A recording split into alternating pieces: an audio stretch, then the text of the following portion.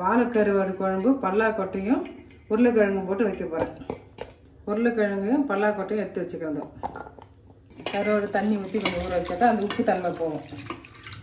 அதனால் கருவாடு கொஞ்ச நேரம் ஊறட்டும் தண்ணியிலே. எண்ணெய் 4 ஸ்பூன்.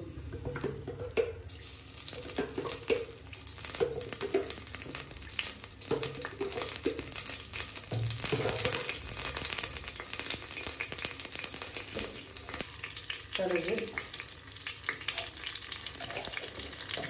வெந்தயம் கொஞ்சமாக தான் போடணும், ரொம்ப போடாதீங்க.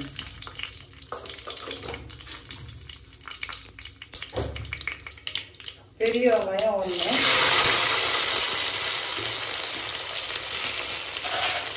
வெங்காயம் வதங்கட்டும்.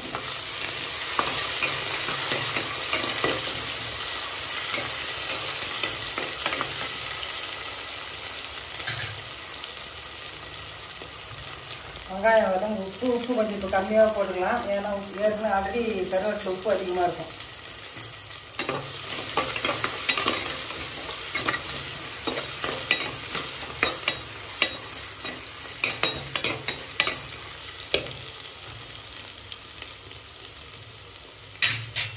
வெங்காயம் கொஞ்சம் வதங்கிடுச்சு.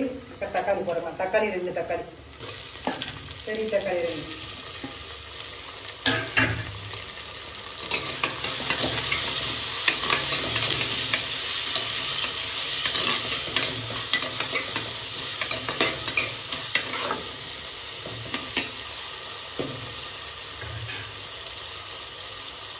வெங்காய தக்காளி கொஞ்சம் வதங்கிடுச்சு. இது தக்காளி குழம்பு கொதிக்க தக்காளி வந்து அந்த சாறு வந்து அதை இறங்கும். இப்போ மிளகாத்தூள் போட்டுக்கலாம். குழம்பு மிளகாத்தூள், வீட்டு மிளகாத்தூள் ஒரு 3 ஸ்பூன். கருவாட்டு குழம்பு காரமாக தான் நல்லாயிருக்கும்.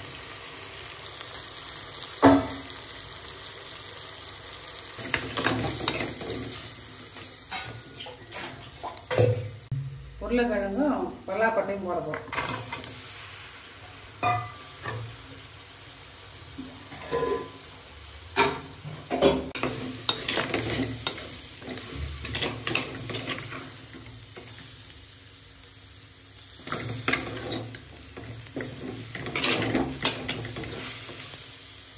இப்போ தண்ணி ஊற்றிக்கலாம்.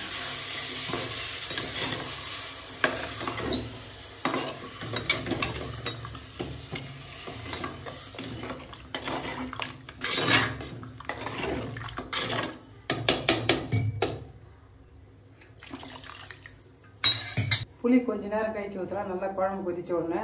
ஏன்னா புளி இப்பயே ஊற்றிட்டாக்கா உருளைக்கிழங்கு மறுத்து போயிடும், சீக்கிரமாக வேகாது.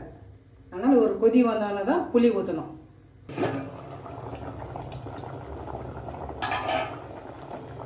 ஒரு கொதி வந்துச்சு. இப்போ புளி ஊற்றுறோம்.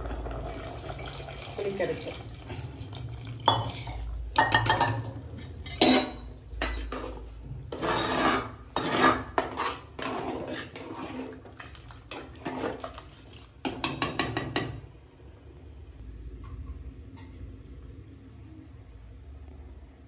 இப்போ ஏற்கனவே அலசி வச்ச கருவாடு, பாலக்கருவாடு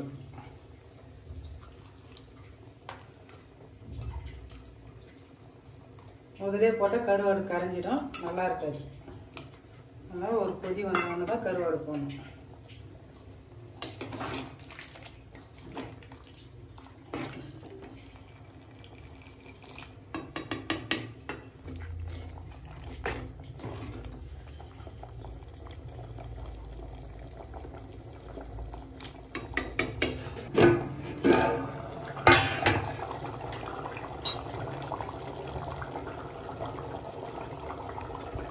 கடைசியாக இடித்து வச்ச பூண்டு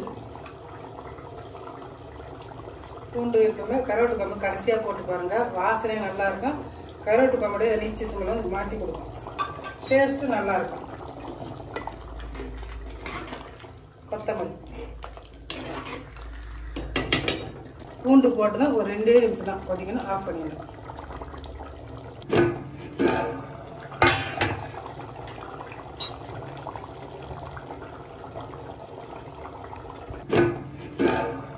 பாலக்கருவாடு, உருளைக்கிழங்கு, பல்லாக்கொட்டை போட்ட கருவாட்டு குழம்பு ரெடி.